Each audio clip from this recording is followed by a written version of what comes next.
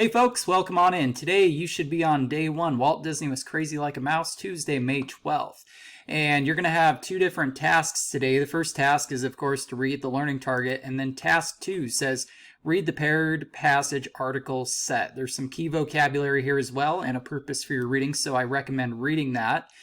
Here is the article set you're going to read. The first article is about Walt Disney. The second article is about Disneyland.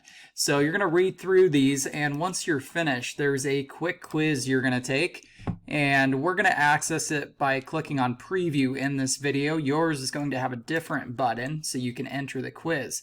Now, when you go to the quiz, here's the thing.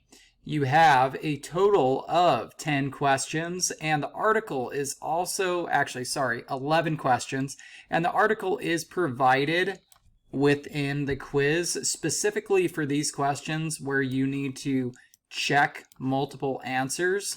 So please make sure to read the questions carefully and then choose all of the answers that apply for those questions. And if you don't know an answer up here at the top of the page, you can just scroll down here. Check to verify your answers by using the articles once again. Once again, this is all open book in the sense that you can use the passage sets within the article so that you know what you're putting is correct. Okay, so once you're done, remember to click submit on the quiz and you are finished for today. Now, here's something that's really important.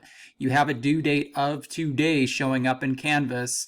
And I do recommend that you get this done today while it's fresh on your mind. However, if you choose not to get this all done today, or if you missed because you were sick or you had some technology issues or whatever the case might be, this will be available to you until Friday. Okay, so I want to make sure you understand the due date is to help you with the pacing of the course.